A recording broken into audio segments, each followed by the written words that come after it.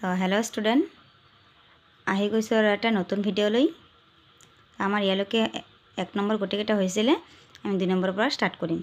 2 নম্বৰত আছে 5টা অংকেৰে লিখিব পৰা বৃহত্তম সংখ্যাটোৰ লগত 1 যোগ কৰিলে পোৱা সংখ্যাটো আৰু 6টা অংকেৰে লিখিব পৰা বৃহত্তম সংখ্যাটোৰ পাৰ্থক্য কিমান, ফল কিমান।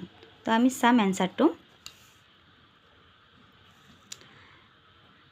5টা অংকেৰে লিখিব পৰা বৃহত্তম সংখ্যাটো হ'ল 99999। ইয়াৰ লগত 1 প্লাছ কৰি দিছোঁ, ইয়াতে এনসাৰটো হৈছে 1 লাখ। তো আৰু 6টা অংকেৰে লিখিব পৰা বৃহত্তম সংখ্যাটো হ'ল ইমান। তো ইমানৰ পিছ পৰা আমি এই 1 লাখ যিটো ওলাইছিলে সেইটো আমি মাইনাছ কৰি দিম। তো আমাৰ ইয়াতে এনসাৰ ওলাই গৈছে 8। 8ৰ পিছত আৰু 5টা 9। সো এইখিনিয়ে। তাৰপিছত 3 নম্বৰ কুৱেশ্যনটোৰ এনসাৰটো আছে, ইয়াতে এইকেইটা সংখ্যাৰ ৰোমান পদ্ধতিত প্ৰকাশ কৰিবলৈ দিছে। তো আমি ইয়াতে এনসাৰটো কৰিছোঁ কি 49। তাৰ আগতে কিছুমান কথা আমি ক'বলৈ ওলাইছোঁ। ইয়াতে 1ৰ পৰা 10 লৈকে লিখা হৈছে যে ৰোমান পদ্ধতিত ৰোমান সংখ্যাত কেনেকৈ 1টো লিখে। তো তাৰপিছত এইখিনি সকলোৱে তোমালোকে জানাই। তাৰপিছত ইয়াতে 50 মানে L, 100 মানে C, 50, 500 মানে D, 1000 মানে M। সো আৰু যদি কোনোবা এটা এই প্ৰতীকবিলাকৰ ওপৰত যদি আমি বাৰ চিন থাকে তেনেহ'লে সেইটো আমি হাজাৰ ঘৰলৈকে ধৰিব লাগিব।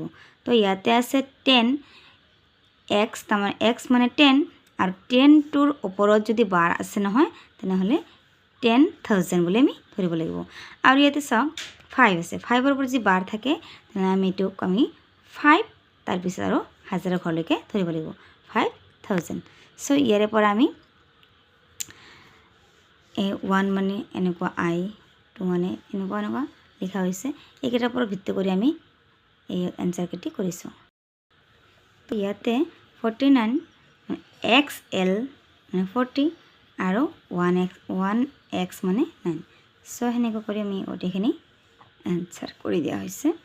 এতিয়া 4 নম্বৰৰ কুৱেশ্যনটো আছিলে দশমিক পদ্ধতিত লিখা। দশমিক পদ্ধতিত লিখা আমি ইয়াতে এনসাৰটো কৰা হৈছে। দশমিক পদ্ধতি এটি সংখ্যা ৰোমান পদ্ধতিত আছিলে।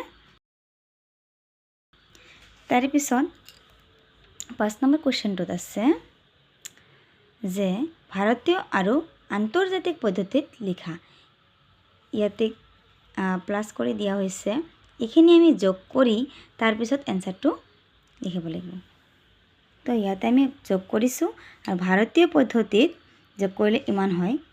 ইয়াতে আমি ভাৰতীয় পদ্ধতি প্ৰথমতে 3টা ঘৰৰ পাছত কমা দিব লাগিব আৰু তাৰে পিছত 2টা ঘৰ আমি 2টা ঘৰকে কমা দিলে হৈ যাব। আন্তৰ্জাতিক পদ্ধতিত গোটেইকেইটাতে 3টাকে আমি দশমিকটো দিব লাগে। তো প্ৰথমতে এইখিনি কথা ইম্পৰ্টেণ্ট যে প্ৰথমতে একক, দশক, শতক এই 3টা ঘৰৰ পাছত আমি দশমিকটো কমা দিব লাগে। তাৰে পিছত হাজাৰৰ ঘৰ 3টা থাকে। এনেকুৱা কৰি আমি মিলিয়ন, বিলিয়ন এনেকৈ যাই থাকিম 3টাকে। তো ইয়াতে আমি 2 নম্বৰ এনসাৰটো কৰি দিয়া হৈছে এনেকৈ একে।